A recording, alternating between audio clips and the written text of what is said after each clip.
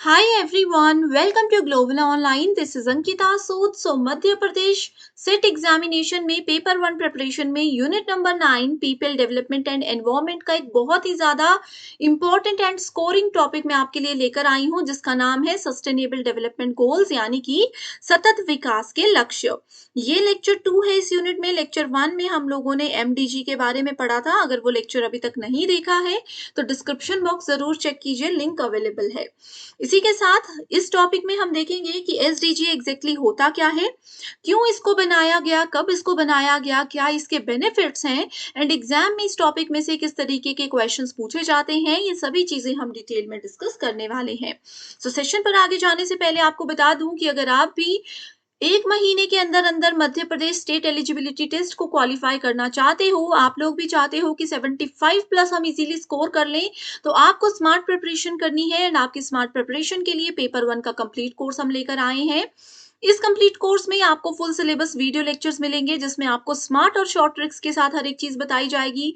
Real life examples के साथ बहुत ही सिंपल लैंग्वेज में हर एक टॉपिक में आपको इंटरेस्टिंग वे में यहाँ पर क्लियर कर दूंगी। फुल सिलेबस नोट्स आपको यहाँ पर मैं लेकर आई हूँ, जिसमें आपको जो कि आपको पीडीएफ के फॉर्मेट में मिलता है एंड आसानी से मोबाइल में भी आप इसको डाउनलोड करके पढ़ सकते हो। फुल सिलेबस मॉक टेस्ट में से as it is questions exam में आएंगे एंड आपके फाइनल रिवीजन में ये मॉक टेस्ट बहुत मदद करेगा। प्रीवियस ईयर क्वेश्चंस मिलते हैं सॉल्यूशन के साथ। 2000 प्लस एमसीक्यू क्वेश्चन बैंक आपके लिए लेकर आई हूँ, जिसमें आपको मोस्ट रिपीटेड क्वेश्चंस और एक्सपेक्टेड क्वेश्चंस मिलते हैं सॉल्यूशन और डिटेल में एक्सप्लेनेशन के साथ। सो आज ही दिए गए व्हाट्सएप नंबर्स पर आप कांटेक्ट करके इसको ज्वाइन कर लीजिए। सिर्फ एक ही बार फीस देनी है, 2000 रुपए। इससे पहले फ्री वीडियोस देखना चाहते हो तो यूट्यूब पर भी अवेलेबल है, लिंक डिस्क्रिप्शन बॉक्स में मिल जाएगा। एंड ग्लोबल ऑनलाइन ऐप को भी डाउनलोड कर सकते हो। देन स्टोर सेक्शन पर जाकर कोर्स का नाम लिखिए, कोर्स आपके सामने आ जाएगा। कंटेंट सेक्शन पर जाओगे तो यहाँ पर आप देख सकते हो सिलेबस है, मॉक टेस्ट है, यूनिट वाइज फोल्डर्स हैं। किसी भी यूनिट पर क्लिक करोगे आपको लेक्चर्स मिल जाएंगे, थियरी लेक्चर्स हैं, एमसीक्यू लेक्चर्स हैं, नोट्स हैं, मॉक टेस्ट है। एग्जाम के लिए इतना काफी है। हमारे इस कोर्स के अलावा आपको मध्य प्रदेश सेट एग्जाम को क्वालिफाई करने के लिए कहीं से भी कुछ भी पढ़ने की और जरूरत नहीं है। सो बिना समय को बर्बाद किए अभी ऐप को डाउनलोड करके कोर्स देख लीजिए, वीडियोस देख लीजिए एंड गिवन व्हाट्सएप नंबर्स पर कांटेक्ट करके आप इसकी पूरी जानकारी भी ले सकते हो। हम बात कर रहे हैं आज सस्टेनेबल डेवलपमेंट गोल्स यानी कि सतत विकास के लक्ष्यों की।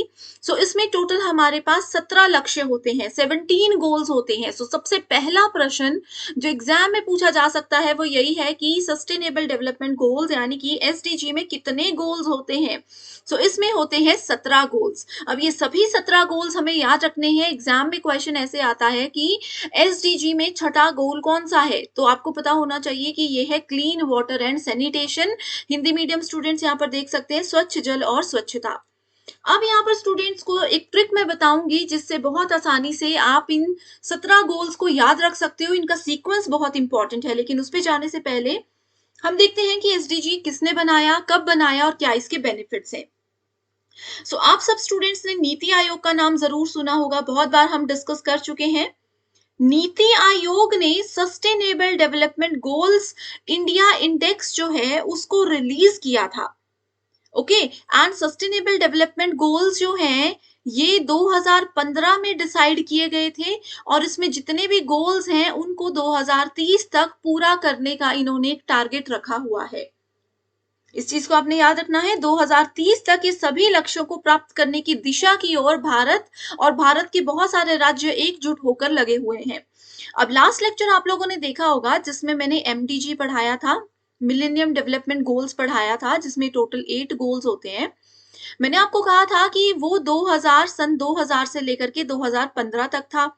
तो पहले आया एमडीजी। एमडीजी के 8 गोल्स को जब सक्सेसफुली अचीव कर लिया गया, उसके बाद 2015 में सस्टेनेबल डेवलपमेंट गोल्स पर काम शुरू कर दिया गया। ओके, अब ये सिर्फ एमडीजी की तरह ऐसा नहीं है कि सिर्फ एक ही कंट्री है, सिर्फ इंडिया का ही ये गोल है। सस्टेनेबल डेवलपमेंट गोल्स और मिलेनियम डेवलपमेंट गोल्स, ये में इन दोनों में बहुत सारी कंट्रीज हैं। ठीक है, बहुत सारी कंट्रीज जुड़ी हुई हैं, जैसे कि 189 नेशंस जो है वो आपके सस्टेनेबल एसडीजी में सतत विकास के लक्ष्यों को अचीव करने में लगे हुए हैं। ठीक है, इसमें टोटल 189 नेशंस हैं और जितने भी गोल्स हमने मिलेनियम डेवलपमेंट गोल्स में अचीव किए उन सबको ध्यान में रखते हुए ही उसको बढ़ा करके 17 गोल्स फिर डिसाइड कर दिए गए थे। ठीक है, एक प्रश्न यहाँ पर और आता है, वो ये है कि सस्टेनेबल डेवलपमेंट गोल सतत विकास के लक्ष्यों में कितने ऑब्जेक्टिव्स हैं, इसके कितने उद्देश्य हैं। ठीक है, सो देखो ये आपको पता होना चाहिए, इसमें टोटल 17 गोल्स हैं। ठीक है, 17 क्या है, लक्ष्य हैं और 169 उद्देश्य हैं, यानी कि ऑब्जेक्टिव्स हैं। तो ये चीजें आपको सबसे पहले बेसिक इंट्रोडक्शन मैंने बता दी है जो कि याद रखनी है। अब बढ़ते हैं सीक्वेंस की ओर कि कैसे इसको याद रखा जा सकता है। तो देखो सबसे पहले जैसे हमने millennium development goals previous lecture नहीं देखा है, लिंक डिस्क्रिप्शन बॉक्स में अवेलेबल है, जरूर चेक कीजिए उसे। तो सबसे पहले पॉइंट यही है इसमें भी कि गरीबी हटानी है। मैंने पहले भी बताया था कि अगर कोई भी इंसान गरीब नहीं होगा, अच्छे अच्छे से वो खाना खाएगा, तो क्या होगा, उनकी हेल्थ अच्छी रहेगी, वो अच्छे से काम कर पाएगा। अगर आप लोगों को मान लीजिए 1 या 2 दिन खाना नहीं मिलता है, तो क्या आप अच्छे से काम कर पाओगे, नहीं कर पाओगे, पढ़ाई कर पाओगे, नहीं कर पाओगे। तो इसीलिए सस्टेनेबल डेवलपमेंट गोल्स में भी पहला गोल है नो पॉवर्टी, यानी कि शून्य गरीबी होनी चाहिए, बिल्कुल भी कोई इंसान गरीब नहीं होना चाहिए। दूसरा है जीरो हंगर। अब देखो मिलेनियम डेवलपमेंट गोल्स में इन दोनों को मिला करके एक ही गोल रखा गया था, एसडीजी में इन दोनों को अलग अलग कर दिया गया, चीज सिर्फ वही है, कोई गरीब नहीं रहेगा, कोई गरीब नहीं है, सबके पास इतने पैसे हैं तो कोई भूखा भी नहीं रहेगा। तो जीरो हंगर यानी कि शून्य भूखमरी गोल नंबर 2 है। तीसरा आप देखो, कोई अगर अच्छा खासा खाना खा रहे हैं, दिन में 2 समय उनको खाना मिल रहा है, तो उनकी हेल्थ और बिहेवियर अच्छा ही रहेगा, उत्तम स्वास्थ्य और खुशहाली उनके आसपास रहेगी। अगर आपको रोज खाना नहीं मिले, 2-3 दिन खाना ही नहीं मिले, तो क्या आप खुश रह पाओगे, नहीं रह पाओगे। तो गरीबी नहीं है तो रोटी मिल रही है, रोटी मिल रही है तो सबकी हेल्थ अच्छी है, सब खुशहाल रहेंगे। उसके बाद फोर्थ आ जाता है क्वालिटी एजुकेशन, यानी कि सबका स्वास्थ्य अच्छा है, सब 2 वक्त का खाना खा रहे हैं, तो अब उनको अच्छा कमाना भी है ताकि वो और अच्छा जीवन जिए। उसके लिए उनको एक क्वालिटी एजुकेशन देना ज़रूरी है, जिसको कि गुणवत्तापूर्ण शिक्षा कहा जाता है। अब अगर कोई व्यक्ति शिक्षित होता है, तो वो समझेगा कि जेंडर इक्वालिटी पर वो ध्यान देगा, लैंगिक समानता पर वो ध्यान देगा। वो समझ जाएँगे कि महिलाएँ और पुरुष जो हैं वो बराबर हैं, सबको बराबर का अधिकार है, सबको बराबर की पावर मिलनी चाहिए हर फील्ड में। तो ये क्या आ गया? ये आ गया आपके पास लैंगिक समानता।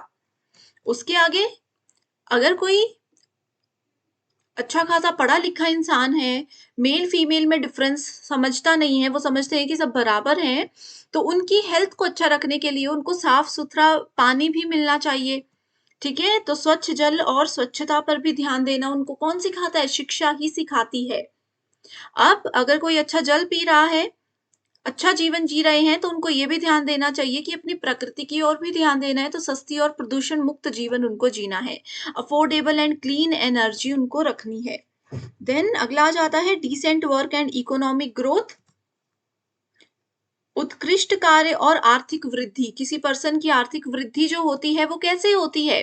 अगर वो अच्छा खा पी रहे हैं, वो एजुकेटेड है, वो महिला पुरुष में भेदभाव नहीं समझते, अच्छा पानी पी रहे हैं, अच्छी एनर्जी यूज कर रहे हैं, वो सब होगा तो वो अच्छा एक काम भी कर सकते हैं, और जिससे कि इकोनॉमिक ग्रोथ भी होती है, आर्थिक वृद्धि भी होती है, उनकी अपनी भी और देश की भी। अब देश की वृद्धि कैसे होती है? जब बहुत सारी इंडस्ट्रीज, बहुत सारी फैक्ट्रीज, बहुत सारे इनोवेशंस होते हैं, यानी कि उद्योग, नवाचार और बुनियादी सुविधाएं जब प्रोवाइड करवा दी जाती हैं, तो क्या होता है? एक अच्छा आर्थिक वृद्धि हो सकती है। अब आर्थिक वृद्धि हो गई, उसके बाद असमानताओं की कमी धीरे धीरे होती रहेगी। ठीक है, इनइक्वालिटीज को कम कर दिया जाएगा। सस्टेनेबल सिटीज एंड कम्युनिटीज, अब अच्छे से लोग पढ़ रहे हैं, महिला पुरुष में भेदभाव नहीं हो रहा, इसका मतलब क्या है कि एक संवहनीय शहर और समुदाय बन रहा है, हमारी कम्युनिटी एडवांस हो रही है, वो चीजों को अच्छे से समझ रहे हैं। अगर कम्युनिटी अच्छी हो रही है तो संवहनीय उपभोग और उत्पाद होगा, तो वो क्या करेंगे? वो कंजप्शन भी सोच समझ कर करेंगे और नई चीज़ें प्रोड्यूस भी करेंगे, प्रोडक्शन भी बहुत सोच समझ कर होगी। अब प्रोडक्शन अच्छी हो रही है, इसका सबसे इम्पोर्टेंट रिलेशन किसके साथ है? जलवायु कार्रवाई के साथ है, यानी कि क्लाइमेट एक्शन के साथ है। अब यहाँ पर तो देखो ऊपर तक की जो चीज़ें थी, यहाँ पर तो हम कैसे एक इंसान अपना अच्छा जीवन जी सकते हैं, उस पे बात कर रहे थे। आगे जो 13 नंबर गोल्स है, 17 नंबर गोल्स हैं, ये बेसिकली फ़ोकस करते हैं इंसानों के अलावा और जीव-जंतुओं के बारे में, जैसे कि क्लाइमेट एक्शन, क्लाइमेट पर ध्यान दिया जाएगा। अगर हम अपने जो जलवायु है उस पर ध्यान देंगे, उसको प्योर रखने की कोशिश करेंगे तो क्या होगा?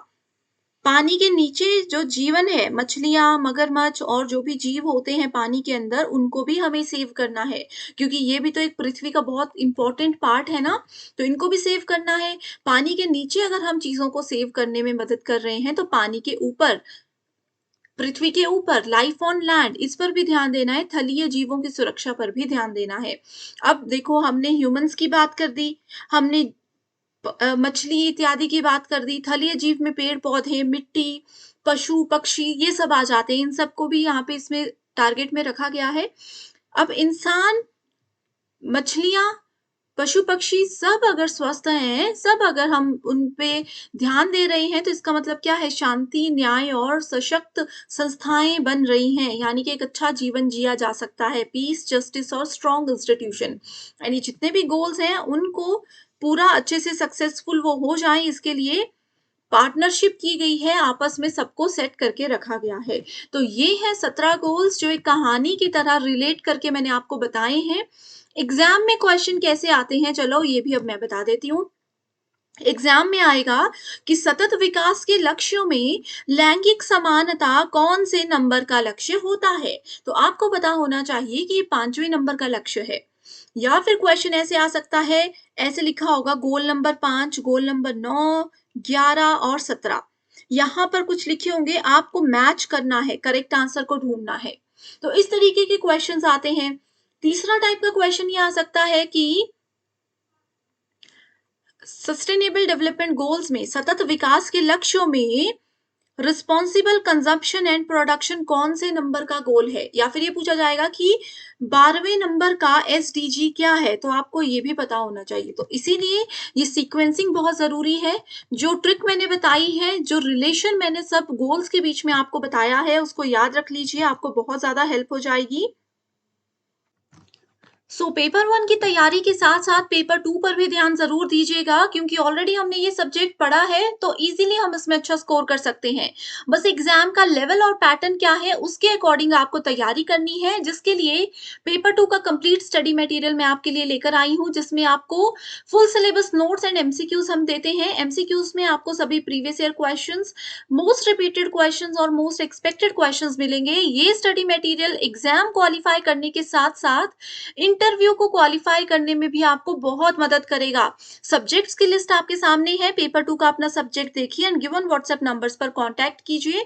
इसके लिए भी सिर्फ एक ही बार आपको फीस देनी है, 1280 रुपए। एंड आज मैं आपको ये श्योरिटी देती हूँ कि जब तक आपका एमपी सेट एग्जाम और जब तक आपका इंटरव्यू क्वालिफाई नहीं हो जाता, सिर्फ एक ही बार फीस में आप लोग स्टडी मटेरियल का बेनिफिट उठा सकते हो। सो गिवन नंबर्स पर जल्दी से कॉन्टैक्ट कीजिए एंड आज ही इस कोर्स का बेनिफिट उठा लीजिए।